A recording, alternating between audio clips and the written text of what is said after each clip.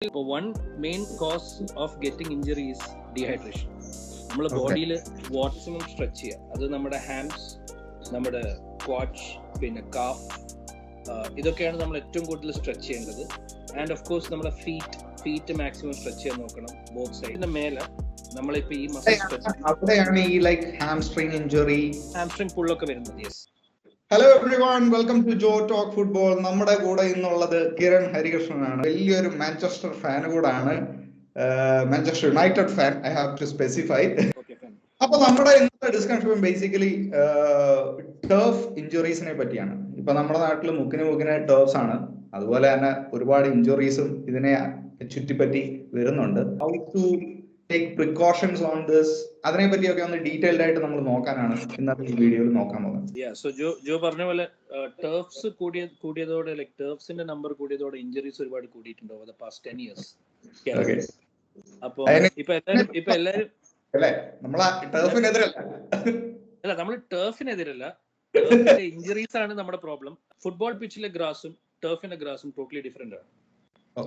അപ്പൊ സ്വാഭാവികം when you do a tackle, അല്ലെങ്കിൽ വെൻ യു ലാൻഡ്, ഇപ്പൊ ഒരു ഹെഡർ വെച്ചിട്ട് when you land, when you slide, when you ഒരു ലാസ്റ്റ് മാൻ ചാലഞ്ചിന് പോകുമ്പോൾ of course there are more chances of getting injury. കാരണം അതിന്റെ ഫ്രിക്ഷൻ വളരെ കൂടുതലാണ് compared to the normal ground.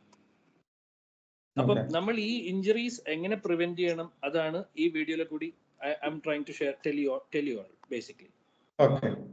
Okay. അപ്പൊ ഫസ്റ്റ് ആൻഡ് ഫോർമോസ്റ്റ് നമുക്ക് പ്ലെയേഴ്സിനെ രണ്ടായിട്ട് വേണമെങ്കിൽ ഡിവൈഡ് ചെയ്യാം. So one is professionally playing footballers and professionally as in എല്ലാ ടൂർണമെന്റ്, നാട്ടിലത്തെ ടൂർണമെന്റ് കളിക്കുന്ന പ്ലെയേഴ്സ്, അല്ലെങ്കിൽ ഓണത്തിനും സംക്രാന്തിക്കും ഞാനും ജോവും കളിക്കുന്ന, വല്ലപ്പോഴും കളിക്കുന്ന ആൾക്കാർ. ഓക്കെ. ഈ പ്ലെയേഴ്സ് നമ്മൾ രണ്ടാളും രണ്ട് ടൈപ്പ് ഡിഫറെന്റ് പ്ലെയേഴ്സ് ആണ്. ഓക്കെ. നമ്മൾ അപ്പം നമ്മുടെ മസിൽസ്, നമ്മുടെ മുട്ടിലെ ലിഗമെന്റ്സ്, ടെൻഡൻസ്, മെനിസ്കൈ, ഇതൊക്കെ ഞാൻ ഇൻ ലേറ്റർ വീഡിയോ ഇൻ ഡെപ്തിൽ ഞാൻ definitely I will be telling you all എന്താണ് ഈ സംഭവങ്ങളൊക്കെ. നമ്മളിപ്പോ ഒരു കളി സ്റ്റാർട്ട് ചെയ്യുന്നതിന് മുന്നേ, ലൈക്ക് ബിഫോർ, ഇപ്പൊ നമ്മളിപ്പോ എല്ലാവരും ഇപ്പൊ നാട്ടിൽ 1 hour ടർഫ് എടുക്കുക, ചിലപ്പം രാത്രി 8 മണി തൊട്ട് 9 മണി വരെ. അപ്പൊ നമ്മൾ സാധാരണ എന്താ, നമ്മൾ 8:05 ആകുമ്പോൾ എത്തി നേരെ ബൂട്ടിട്ട് ഗ്രൗണ്ടിലോട്ട് ഓടുകയാണ്, which is totally a wrong thing to do. ഇപ്പൊ കേരളത്തിൽ നല്ല ചൂടാണ്, ഇപ്പൊ ഇറ്റ്സ് അറൌണ്ട് 33, 34, 35 degrees Celsius ആണ്. അപ്പോൾ one main cause of getting injury is dehydration. നമ്മുടെ ബോഡിയിൽ വാട്ടർ ഇല്ലാത്തത് വലിയൊരു പ്രോബ്ലം ആണ്. What do you recommend? Ideally നമ്മൾ ഒരു 70 kg മാൻ ഒരു 3 to 4 liters of water daily കുടിക്കണം മിനിമം. 70 kg ഉള്ള ഒരാള് 3 to 4 liters കണ്ടിന്യൂ ചെയ്യണം. നീ കളിച്ചാലും കളിച്ചില്ലേലും കുടിച്ചോണ്ടിരിക്കണം. അപ്പൊ ഒരു ഫുട്ബോളർ ഐഡിയലി, അല്ലെങ്കിൽ ഒരു സ്പോർട്സ്മാൻ ഐഡിയലി കൂടുതൽ കുടിക്കണം. കേരളയിൽ ഭയങ്കര ഹ്യൂമിഡിറ്റി ആണ്. അപ്പൊ നമ്മൾ നാട്ടിൽ നിന്ന് കളിക്കുമ്പോൾ എന്തായാലും ഡെഫിനറ്റ്ലി കൂടുതൽ വെള്ളം കുടിക്കണം. ആൻഡ് നമ്മുടെ മുട്ടിലെ പല സാധനങ്ങളിലും, പിന്നെ നമ്മുടെ മസിൽ ക്രാംസ് വരാണ്ടിരിക്കാനും ഒക്കെ വെള്ളം വളരെ വളരെ ഇമ്പോർട്ടന്റ് ആണ്. Okay, one point is very clear, hydration. Let's make it 4 liter. You are the ഈ 4 liters ഞാൻ ഗ്രൗണ്ടിൽ നിന്ന് കുടിക്കണം എന്നല്ല പറയണത്, മനസ്സിലായി? Let's make it clear for our audience. Yes. അതായത് the whole day ആണ്. And എപ്പോഴും yes definitely hydrate. അപ്പോൾ ഡെഫിനറ്റ്ലി ബിഫോർ ദ ഗെയിം അത്യാവശ്യം ഹൈഡ്രേറ്റഡ് ആയിരിക്കണം. അല്ല, ഇത് പറയുമ്പോൾ ഞാനിപ്പോ വെള്ളം കുടിച്ചു. You know, the thing about I think all the people is they don't have problem with drinking. They just forget to drink. Yeah. Well, like how can we make it a routine that, you know, they drink that Kiran അങ്ങനെ ഇത് സാധിക്കുന്നത്? ഞാൻ psychologically ഞാൻ എന്റെ എക്സാമിന്റെ സമയത്തും അല്ലെങ്കിൽ എന്തെങ്കിലുമൊക്കെ ജിമ്മ് ചെയ്യുമ്പോൾ എന്റെ വാട്ടർ ബോട്ടിൽ എപ്പോഴും എന്റെ അടുത്തുണ്ടാവും. ഓക്കെ. അപ്പൊ അതൊരു സൈക്കോളജിക്കൽ എലമെന്റ് ആണ്. നമ്മൾ ആ വാട്ടർ ബോട്ടിൽ കാണുമ്പോൾ നമ്മൾ വെള്ളം കുടിക്കണം. അപ്പൊ ഞാനിപ്പോ പഠിക്കുകയാണെങ്കിൽ എന്റെ മുന്നിലുണ്ട്. ഓഫ് കോഴ്സ് നമ്മൾ ടർഫിൽ നമ്മൾ പെട്ടെന്ന് ബോട്ടിൽ കാണില്ല. അപ്പൊ ideally if you carry a water bottle with you, ഗ്രൗണ്ടിലോട്ട് വാട്ടർ ബോട്ടിൽ എടുത്തുകൊണ്ട് പോവാണെങ്കിൽ അപ്പൊ അത് കുടിക്കാനുള്ള ചാൻസസ് കൂടുതലാണ്. സോ ഈ ആറ്റോമിക് ഹാബിറ്റ്സ് എന്ന് പറയുന്ന ഒരു ബുക്ക് ഉണ്ട്. അതിനകത്ത് ഈ ഹാബിറ്റിനകത്ത് പറയുന്ന ഒരു സാധനമാണ് മേക്ക് ഇറ്റ് വിസിബിൾ എന്ന്. Make it visible. പിന്നെ നമ്മൾ എപ്പോഴും വെള്ളം കുടിക്കാൻ പറയാവുന്ന ഒരു സാധനമാണ്. ഒരു 1 liter ബോട്ടിൽ എപ്പോഴും കയ്യിൽ വെച്ചോണ്ടിരിക്കുക, കുടിച്ചാലും കുടിച്ചില്ലെങ്കിലും whenever you feel thirsty. For example, നമ്മളിപ്പോ സംസാരിച്ചപ്പോ തന്നെ ഹൈഡ്രേഷന്റെ കാര്യം പറഞ്ഞപ്പോ എനിക്ക് നീ അത് പറയുന്നവരേക്കും I didn't feel like drinking, but when you started saying it, you know, എനിക്കിപ്പോ ദാഹിക്കുന്നുണ്ട്, പക്ഷെ എന്റെ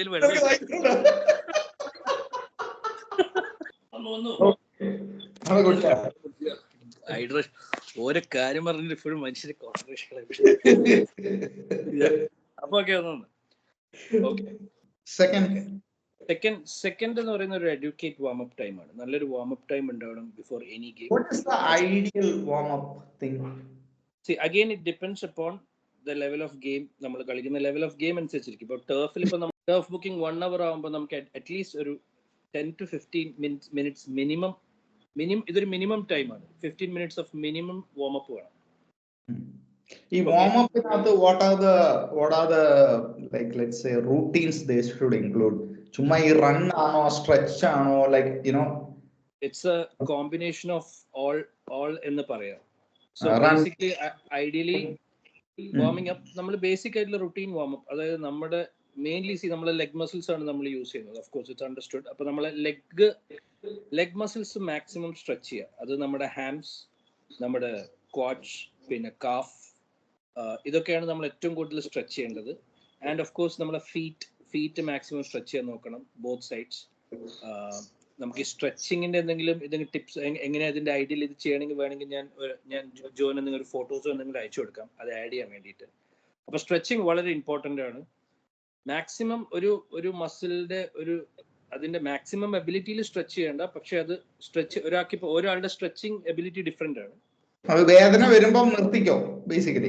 എക്സാക്ട്ലി. നമ്മളെ മാക്സിമം ലെവലിൽ നമ്മൾ ആ മസിലിനെ സ്ട്രെച്ച് ചെയ്യാം. ഓക്കെ.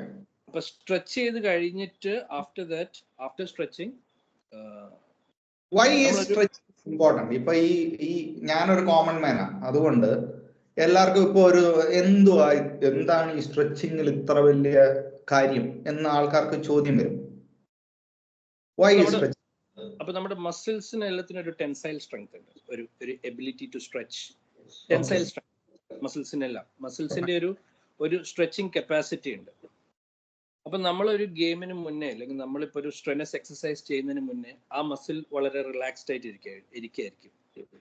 പെട്ടെന്ന് നമ്മളിപ്പോ ഒരു ഹൈ ഇന്റൻസിറ്റി ഒരു ഇതിലോട്ടേക്ക് പോകുമ്പോൾ അതിന്റെ ഇപ്പൊ ആ ഒരു ലെവലിന്റെ മേലെ മസിൽ സ്ട്രെച്ച് ആവണമെങ്കിൽ അത് ടയർ ആവാനുള്ള ചാൻസസ് കൂടുതലാണ്.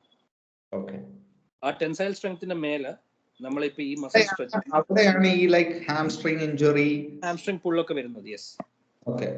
അപ്പൊ ആ സ്റ്റേറ്റ് ഓഫ് ടെൻഷൻ മാറ്റാൻ വേണ്ടിയിട്ടുള്ള ഒരു മെക്കാനിസം ആണ് സ്ട്രെച്ചിങ്. അപ്പൊ എല്ലാവരുടെയും state of tension according to their physical activity വ്യത്യാസമായിരിക്കും. ഒരിക്കലും കളിക്കാത്ത ഒരാൾ ഡെഫിനറ്റ്ലി, അതായത് ഇപ്പൊ തീരെ ഫുട്ബോൾ പെട്ടെന്ന് ഒരു 10 years ബാക്ക് ഫുട്ബോൾ കളിച്ച ആൾ പെട്ടെന്ന് പോയി ടർഫിൽ പഴയ റൊണാൾഡോ എന്ന് വിചാരിച്ച് പോയി കളിക്കാൻ പോയാൽ എന്തായാലും ഹാംസോ കോട്സോ എന്തെങ്കിലും പുള്ളാവും, പിന്നെ സിവിയർ ഇഞ്ചുറി ആവും, കളിക്കാൻ പറ്റില്ല. Okay, very clear. How important is warm down? Warm down is also very important. കാരണം after ഒരു high intensity game, അപ്പൊ again the muscle ഒരു high state of tension ആയിരിക്കും ഉണ്ടാവുക. ഇവിടെ റിലാക്സേഷൻ അല്ല, ഹൈ സ്റ്റേറ്റ് ആയിരിക്കും.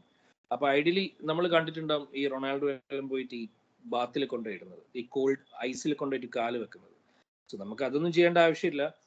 Yes, you just need to drink water. ഒരു കോൾഡ് വാട്ടർ കുടിച്ചാലും മതി. Just sit down for a while. Sit down, എന്നിട്ട് കുറച്ച് വാക്ക് അറൗണ്ട് ചെയ്യാം. നമ്മളിപ്പോ ജസ്റ്റ് വാക്ക് ഒരു കളി കഴിഞ്ഞപാട് ഉടനെ പോയി ഇരിക്കരുത്. ഇരിക്കാണ്ട് just have a small casual walk ഗ്രൗണ്ടിന് ചുറ്റും. എല്ലാവരും ഇപ്പൊ നമ്മളിവിടെ കാണുന്ന കളി കഴിഞ്ഞാൽ എല്ലാവരും ബൈക്കിൽ കയറി ഒറ്റ പോക്കായിരിക്കും വീട്ടിലോട്ട്. ഇൻസ്റ്റെഡ് ഓഫ് ദാറ്റ് ഒരു നല്ല തണുത്ത ഒരു കൂൾ ഡ്രിങ്ക്, ഒരു കൂൾ ആയിട്ടുള്ള ഒരു വാട്ടർ കുടിക്കുക. ഒന്ന് നമ്മളെ ഹാർട്ട് റേറ്റ് ഒക്കെ ഒന്ന് റെഡ്യൂസ് ചെയ്യുക. എന്നിട്ട് ഒന്ന് കാഷ്വൽ ആയിട്ട് ചുറ്റും ഒന്ന് നടന്നിട്ട് മെല്ലെ റിലാക്സ് ചെയ്ത് മാത്രം തിരിച്ച് വീട്ടിലോട്ടേക്ക് പോകും. ഞാൻ സ്ട്രിക്ട്ലി സ്റ്റിക്കിംഗ് ടു ടർഫിന്റെ കളി മാത്രമാണ് ഞാനിവിടെ പറഞ്ഞുകൊണ്ടിരിക്കുന്നത്. I understood. Not competition level. Yes. Understood. I think it's clear for everyone. Okay. അപ്പൊ നെക്സ്റ്റ് ഒരു റീസെന്റ് കണ്ടിരിക്കുന്ന ഒരു ഫിനോമിനൻ എന്ന് വെച്ചാൽ ആൾക്കാരെ ഫുട്വെയർ. മോസ്റ്റ്ലി ഒരുപാട് ആള് പെട്ടെന്നായിരിക്കും നമ്മളൊരു ടർഫിലോട്ടൊക്കെ എടുത്ത്, അപ്പം ഐഡിയലി ബെയർ ഫുട്ട് ഒക്കെ ആയിട്ടായിരിക്കും കളിക്കുക. ഇല്ലെങ്കിൽ സാധാരണ ഏതെങ്കിലും റണ്ണിങ് ഷൂ അല്ലെങ്കിൽ ഏതെങ്കിലും ഒരു മേ ബി സ്കൂളിൽ വന്ന് ഇറങ്ങിയ ഷൂ വെച്ചിട്ടൊക്കെ ആയിരിക്കും കളിക്കുക. അത് again is a very dangerous phenomenon. ഒരു direct cause ആണ് to cause an injury. എപ്പോഴും always and always. One of the reason I think I'm saying as a player and I have seen this in turf. കാരണം പല പ്ലേയേഴ്സും ബൂട്ടുമായിട്ടായിരിക്കും actual ഇതുമായിട്ടായിരിക്കും ബൂട്ടുമായിട്ട് ആയിരിക്കും വരുന്നത്. ചില players അല്ലാതായിരിക്കും വരുന്നത്. ഇത് തമ്മിലുള്ള ക്ലാഷ് തന്നെ ഒരു വലിയൊരു പ്രശ്നമാകും. Correct me if I'm wrong. Yes, exactly. How important is shin pad also? Shin pad, again, turf ഇപ്പോൾ ഹൈ ഇന്റൻസിറ്റി ഗെയിം ആണ്, definitely you need a shin pad. കാരണം വളരെ ഒരു ഇമ്പോർട്ടന്റ് ആയിട്ടുള്ള, കാരണം ഷിൻ പാഡ് നമ്മൾ ഐഡിയലി ഇരിക്കുന്നത് വെച്ചാൽ ഡയറക്ട്ലി ആ ഒരു ഏരിയയിൽ തീരെ മസിൽസ് ഇല്ല. നമ്മളെ front side of the leg ടിബിയയിൽ തീരെ മസിൽ ഇല്ല. അപ്പൊ ഫ്രാക്ചേഴ്സ് ഇഞ്ചറീസ് വരാനുള്ള ചാൻസസ് കൂടുതലാണ്. ഹൈ ട്രോമാറ്റിക് ഫ്രാക്ചേഴ്സ് വരുന്ന ഒരു ഐഡിയൽ പ്ലേസ് ആണ് ആ ഒരു പെർട്ടിക്കുലർ ഏരിയ. അതുകൊണ്ടാണ് ഷിൻ പാഡ് നമ്മൾ യൂഷ്വലി ഇടുന്നത്.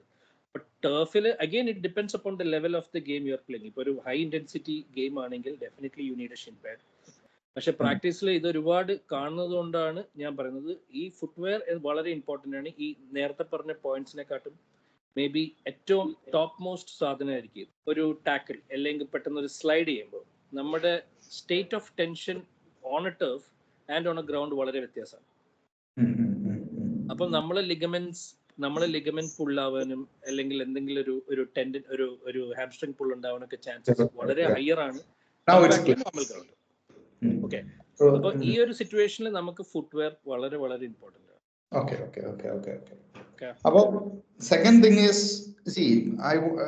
is make sure that you are booted up very well. And basically get used to that footwear. ചുമ്മാ കളിക്കുന്ന ദിവസം തന്നെ കൊണ്ടിട്ട് കഴിഞ്ഞാൽ I don't think it will be a good fit. കുറച്ചൊക്കെ ഒന്ന് അതുമായിട്ടൊക്കെ ഒന്ന് ഓടുക അല്ലേ, അല്ലെങ്കിൽ walk with it so you can feel the ball with it. അപ്പം it's a good practice basically I think. പിന്നെ കഴിയുന്നത് നല്ലോണം നല്ല അപ്ഡേറ്റഡ് ആയിട്ടുള്ള ടർഫ് ഗ്രൗണ്ട്സിലോട്ട് പോയി കളിക്കുന്നതായിരിക്കും ബെറ്റർ. തീരെ ഒരു സർവീസോ മാനേജ്മെന്റ് ഇല്ലാത്ത ഒരു പഴയ ടർഫിൽ കളിക്കുന്നതിനെക്കാട്ടും നല്ലതൊരു ന്യൂ ഇയർ അപ്ഡേറ്റഡ് ആയിട്ട് എല്ലാവരും മറ്റേ ക്ലീനിങ് എല്ലാം ചെയ്ത് ആ ടർഫിന്റെ ഇതൊക്കെ മാറ്റി അങ്ങനത്തെ ഒരു നല്ലൊരു ടർഫിൽ കളിക്കുന്നതായിരിക്കും എപ്പോഴും better compared to an older worn out turf. Kiran, you have something more to add? Prevention is better than cure എന്ന് പറഞ്ഞൊരു സ്റ്റേറ്റ്മെന്റ് ഉണ്ട് നമ്മുടെ മെഡിസിൻ. അപ്പം അത് ഞാൻ എപ്പോഴും എല്ലാവരോടും I just want to remind all you guys. അപ്പം മാക്സിമം ഈ സംഭവങ്ങൾ പ്രിക്കോഷൻസ് എടുത്താൽ നിങ്ങൾക്ക് ഒരു 75 to 80% ഓഫ് ദി ഇഞ്ചറീസ് നിങ്ങൾക്ക് മിനിമൈസ് ചെയ്യാം. അത് ഞാൻ ഗ്യാരണ്ടി പറയും. നിങ്ങൾ ഹൈഡ്രേറ്റ് ചെയ്ത് വാം അപ്പ് വാം ഡൗൺ ഒക്കെ മര്യാദക്കൊക്കെ ചെയ്താൽ മാക്സിമം ഇഞ്ചുറീസ് കുറയ്ക്കാം. ബാക്കിയെല്ലാം based on the game that you play. Rough ആയിട്ട് കളിച്ചാൽ of course injuries വരും, അത് വേറെ കാര്യം. It's not in our hand, അല്ലേ? Okay. Kiran, thank you so much for your time once again. Thank you, Joe. It's wonderful being the channel.